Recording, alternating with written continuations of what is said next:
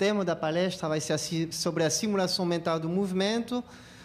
E eu vou passar rapidamente sobre um tipo de simulação mental do movimento, que é a simulação explícita, que é a imagética motor, e já há alguns anos atrás está utilizada no domínio da neurohabilitação. Eu vou mais focar sobre a interação percepção-ação e o domínio da simulação implícita do movimento através da observação da ação.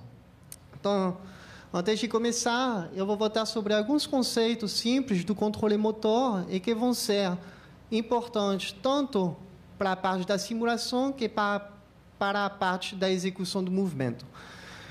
Então, a ideia é que quando você realiza um movimento voluntário dirigido a um objeto, você vai recrutar, apoiar-se sobre representações da ação desse movimento. E isso pode ser visto, por exemplo, através de registro de atividade de eletroencefalografia. Então, por exemplo, se você registra a atividade eletroencefalográfica de regiões centrais, que são regiões envolvidas, o que reflete as mudanças de atividade elétrica na superfície do escalpo das regiões sensorimotoras, você pode ver que você tem um aumento de atividade dessas regiões centrais que antecede a produção do movimento. Então, aqui, por exemplo, uma pessoa realiza um movimento dirigido a um objeto, antecedendo a produção do movimento, você tem um aumento de negatividade que sugere o recrutamento das áreas corticais motor, antecedendo a produção em si do movimento. Então, essa ideia é que antes da realização, da execução do movimento, você vai se apoiar sobre representações de ações. O conteúdo e a definição desse termo de representação das ações não é muito claro. Quer dizer, o que está atrás de representações das ações? O movimento está codificado em termos cinemático, de trajetória, em termos dinâmico, é um conjunto dos dois, em termos de força, isso ainda está em debate. Mas o que é importante é que esse conceito de representação da ação ele é necessário à produção de movimento voluntário e apoiando-se sobre esse conceito que a simulação estaria funcionando. Então, eu recrutaria essas representações da ação para simular internamente o movimento desejado.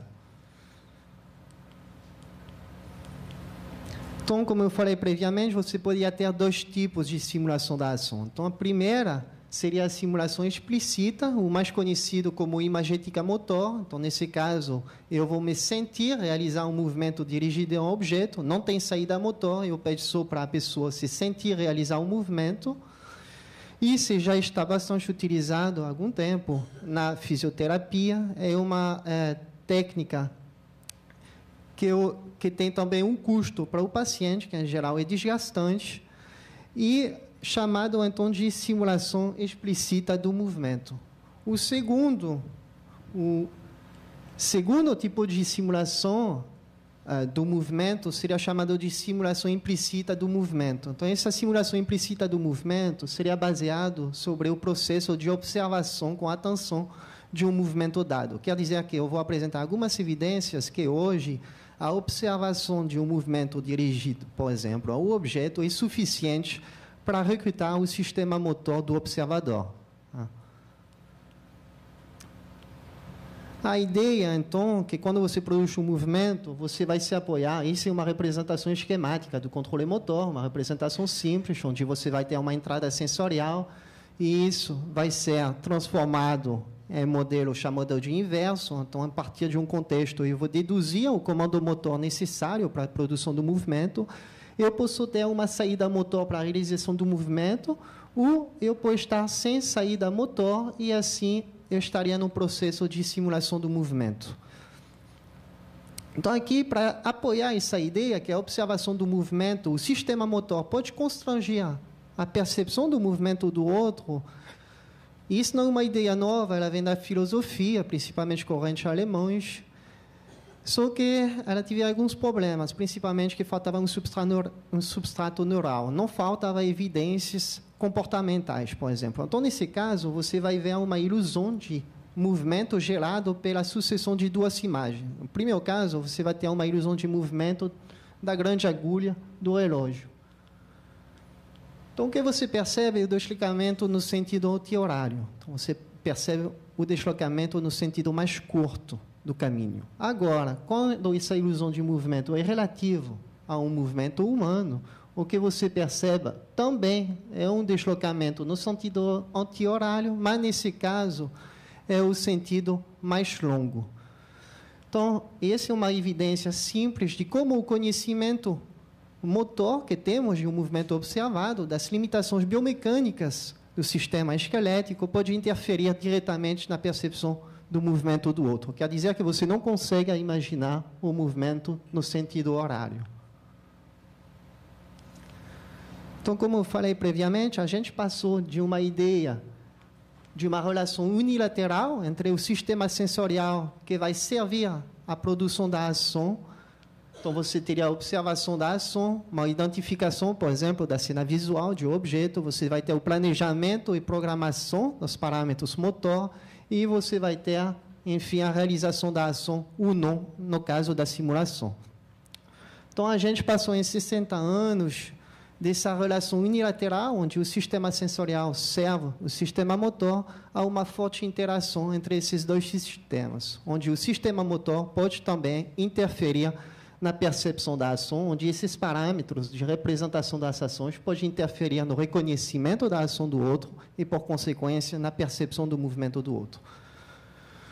Então, como eu falei previamente, essa ideia de forte interação percepção-ação, ela não é nova. O que faltava é uma célula, um substrato neural que poderia, então, dar suporte a essa ideia teórica. Então, isso foi, a partir dos inícios 90, foi descoberto, por acaso, no córtex premotor ventral, então, nessa região do córtex premotor ventral do macaco, algumas células que têm propriedades particulares.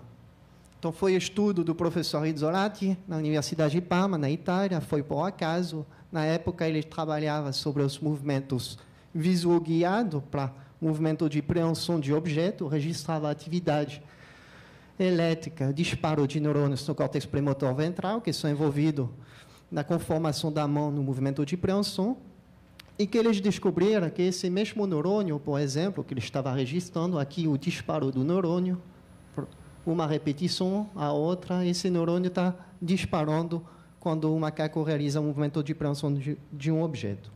O que eles constataram é que esse mesmo neurônio estava disparando também quando o macaco observava de maneira passiva o movimento dirigido ao objeto realizado pelo experimentador. Então, quer dizer, esses neurônios foram chamados de neurônios espelho, porque no mesmo instante, tanto no córtex do observador que no córtex do ator, você vai ter a atividade de regiões corticais similares, no caso aqui presente do sistema premotor ventral, sugerindo, então, que você compartilha uma mesma rede, tanto no ator que no observador, e que a observação passiva do movimento do outro é suficiente para envolver a participação do sistema motor.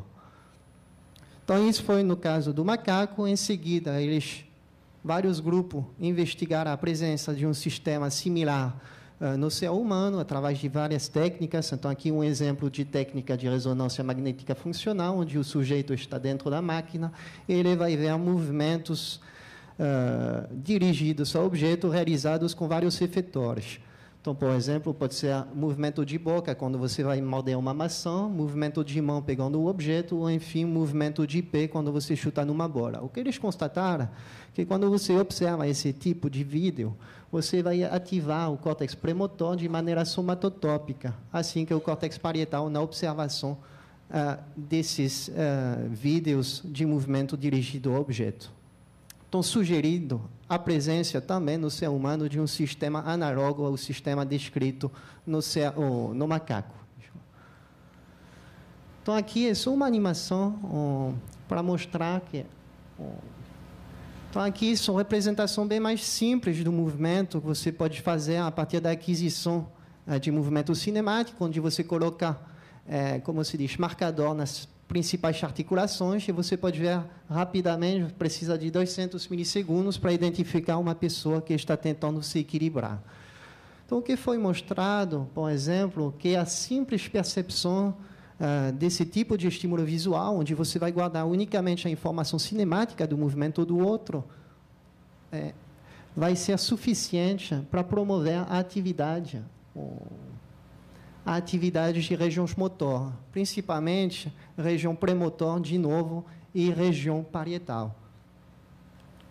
Além das regiões, então, aqui da região premotor, que vai ser ativado bilateralmente, assim que a região parietal, principalmente do hemisfério direito, além das regiões que são classicamente envolvidas na percepção de movimento biológico, como a região do sulco temporal superior, por exemplo.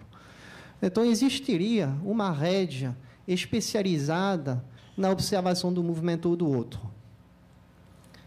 Em seguida, a pergunta maior foi de saber, mas finalmente, por que eu precisaria de recrutar meu sistema motor num processo perceptual como a observação do movimento do outro? Então, aqui um dos exemplos mais famosos, para qual finalmente o recrutamento da observação da ação seria necessário pela aprendizagem motor ou pelo processo de imitação, por exemplo. Então, aqui o exemplo de um estudo de Metzoff e Moore, de 77, que ganhou, entre aspas, uma segunda vida, depois então, da descoberta da rede espelho. Então, a ideia, na época, em 77, o que ele fez, ele estava interessado a verificar a existência ou não de um sistema inato de imitação no ser humano. Então, ele pegou o recém-nascido e, na frente, ele realizou 3 tipos de movimento orofacial, que foi tirar a língua, abrir a boca ou fazer a biquinho. O que ele viu é que o recém-nascido ele tem uma resposta de imitação, não uma resposta automática. Existe uma latência entre... Quer dizer que aqui o experimentador ele vai realizar várias vezes esse movimento de tirar a língua, abrir a boca, fazer a biquinho, por exemplo. Depois de uma certa latência, você pode registrar e verificar que tem também uma resposta imitativa da parte do recém-nascido. E isso tanto para um movimento de tirar a língua, abrir a boca, ou então fazer o biquinho. E sugerindo a existência de um sistema, dessa forte interação entre percepção e ação, que seja um sistema inato. Então, em seguida, o que foi feito, esse experimento foi reproduzido com recém-nascido macaco. De 0 a 7 dias, eles constataram também que você tem esses movimentos de imitação automática, com sempre essa latência. Então, você vai repetir várias vezes o movimento e você vai ver o aparecimento da resposta imitativa.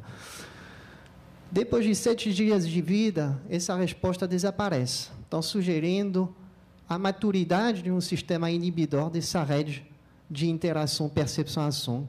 Então, quer dizer que vai demorar 7 dias, no caso do macaco, para aparecer a maturidade dessa rede inibitória. Então, quer dizer que essa interação percepção-ação, essa descoberta da rede espelho, ela foi um pouco vendida, entre aspas, para explicar números de processos que eu vou mostrar aqui, como reconhecimento da ação, predição da ação, surgimento, base fisiológica do surgimento da linguagem. E claro que essa rede de interação, percepção, ação, sozinha não vai explicar todos esses processos. Que ela pode participar de vários processos, ela pode, sim. Que ela vai explicar sozinha, claro que não. Ela faz parte de uma rede bem mais complexa. Mas o conhecimento que foi adquirido sobre essa rede de percepção e ação levou agora, vai fazer 5 ou 6 anos, ao desenvolvimento então, de terapia que permite utilizar a observação da ação como complemento à terapia tradicional. Então, esse foi um artigo um pouco mais antigo, 2003, com paciente hemiparética que tem forte dor, fantasma, que ele gera uma ilusão de movimento. Então, aqui o membro hemiparético, aqui o paciente, com um aparato, com computador, espelho e projeção, você vai gerar um filme que gera uma ilusão do movimento do membro hemiparético no paciente. Isso foi feito com 3 pacientes sob medicação fantasma. O que eles constataram, basicamente, que depois de um treino de, eu acho que, se não me engano, de 8 semanas, quando você coloca o paciente na máquina de ressonância antes e depois do treino, você vai ver uma reexpansão da área cortical motor primária, representando a área da mão, do membro hemiparético, você vai ter uma reexpansão dessa área cortical representativa da mão ao nível da área motor primária. E isso se acompanha de uma diminuição da dor fantasma. Isso foi verdadeiro para 2 pacientes sobre 3. Terceiro paciente não teve diminuição nem da dor fantasma, nem uma expansão da área cortical após treinamento. Mas foi uma primeira evidência que a utilização da retroalimentação visual artificial do membro fantasma pode enganar o cérebro e restabelecer as representações corticocorticais braço-mão original. Mais recentemente, foi feito um protocolo que estão hoje se desenvolvendo muito, utilizando a observação da ação com pacientes após AVE que tem hemiparesia do membro superior, hemiparesia crônica. O que eles fizeram um estudo onde eles separaram em 2 grupos. Um grupo que vai ter a observação do movimento realizado pelo experimentador e um grupo que vai ter uma projeção de formas geométricas que não envolva uma ação. O que eles viram, então, que você vai ter um filme de 6 minutos, o paciente vai ver o filme com atenção e depois eles pedem para o paciente realizar o movimento com o mesmo objeto que estava descrito no filme. E isso é para uma sessão de 90 minutos, então você vai ter vários filmes com grau de complexidade diferentes, vai ter uma sessão por dia e vai ter 18 sessões como treinamento. O que eles viram, a partir das escalas funcionais, eles viram que você tem um aumento do desempenho funcional para o grupo que tiver a terapia da observação da ação, em relação ao grupo que tiver somente a observação de formas geométricas ou letras. E isso para as 3 escalas que eles utilizaram para medir o aumento do desempenho funcional. Em seguida, eles fizeram também a ressonância após o treinamento e eles viram que esse é o contraste entre o grupo observação da ação e o grupo que tiver observação de formas geométricas. Eles viram que o grupo que tiver observação da ação tem uma atividade maior do membro hemiparético após o treinamento pela observação da ação, principalmente na região premotor, na região supramarginal. Então, eles têm uma reatividade dessa rede parietofrontal que acompanha de uma melhora do desempenho funcional desses pacientes. E isso é um estudo mais recente, há pouco tempo foi feito como complemento à terapia tradicional pós-cirurgical ortopédica, onde o paciente também vai observar diferentes movimentos realizados pelos membros inferiores. E, basicamente, o resultado principal dessa pesquisa foi de mostrar que, depois do treino, então, tem várias etapas de treino, as pessoas que viram filme utilizando os membros inferiores, tiver depois a utilização de uma moleta só em relação ao grupo que tiver somente observação de filme que não tiver informação motor. Então, a ideia hoje é utilizar a observação da ação como complemento da reabilitação tradicional. Ela tem vários estudos que estão mostrando que ela promove, sim, uma melhora do desempenho funcional. Ela tem algumas vantagens que a imagética motor não tem. Ela é menos desgastante para o paciente. Tem maneira de controlar um pouco melhor o engajamento do paciente também na tarefa de observação da ação. Então, ela tem algumas vantagens em relação à imagética motor. A ideia é que a simulação do movimento, que ela seja implícita ou explícita, complementando a reabilitação tradicional, sim, parece promover uma melhora do desempenho funcional dos pacientes em relação à reabilitação só física. Então, o complemento desses 2 técnicas gera uma melhora do desempenho funcional nos pacientes em geral. Uma das limitações da maioria desses estudos é que eles estão trabalhando com um grupo de pacientes relativamente pequeno. Então, precisa ainda de aumentar o número de voluntários para ter uma ideia mais precisa. Tá? Então, agradeço pela atenção. Muito obrigado.